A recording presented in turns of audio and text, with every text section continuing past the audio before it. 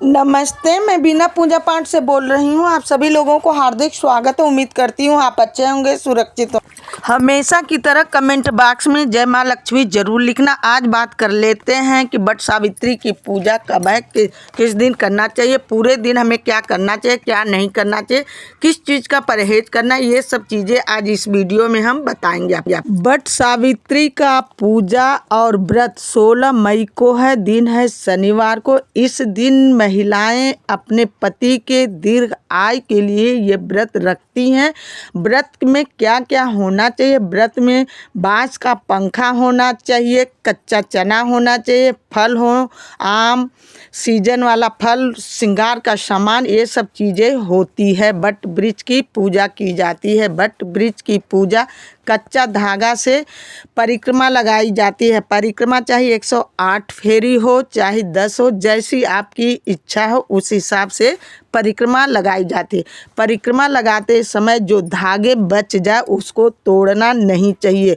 उस धागे को उसी पेड़ में लपेट देना चाहिए। और वट वृक्ष के नीचे अपना आयपन होना चाहिए। फल फूल कच्चे धागे वट वृक्ष के नीचे सिंदूरा ले जा कर के रख देना चाहिए और श्रृंगार का सामान चढ़ा देना चाहिए वट वृक्ष के नीचे।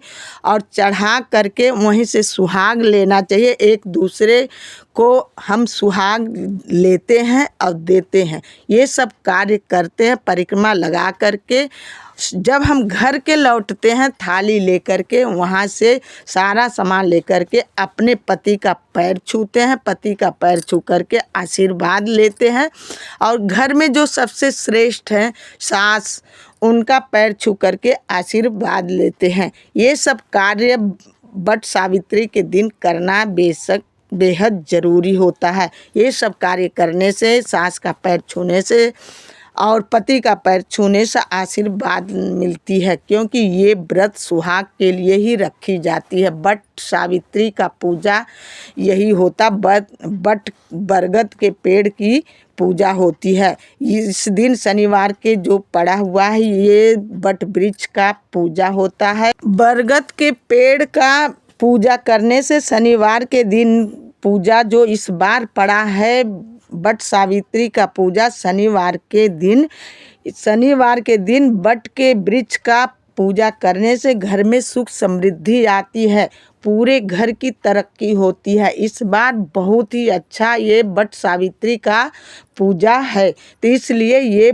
पूजा सभी लोगों को करना चाहिए। कहीं कहीं हमारे तरफ तो वट सावित्री का पूजा करके प्रसाद वितरण करके उसके बाद भोजन कर लेते हैं। लेकिन कहीं कहीं पूरा दिन व्रत रखा जाता, दूसरे दिन पारण होता है। लेकिन जैसे आपके यहाँ होता होगा वैसे ही करना।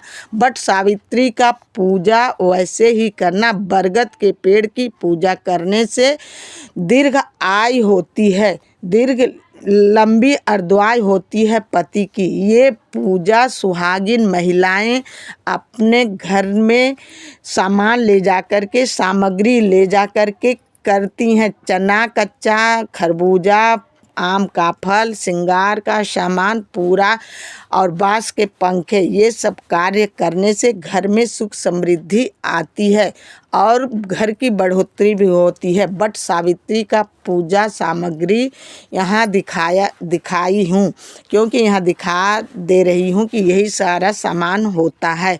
और कोशिश ये रहे कि वट सावित्री की पूजा के दिन हमें लहसुन प्याज का त्याग कर देना चाहिए और नॉनवेज नहीं खाना चाहिए, क्योंकि शनिवार को पड़ा हुआ है। शनिवार के दिन पीपल के वृक्ष का भी पूजा होता है और बरगद के पेड़ की भी पूजा होती। बहुत ही अच्छा दिन शनिवार का है। शनि देवता भी खुश होते हैं और ये पूजा पाठ करने से घर में सुख समृद्धि भी आती है।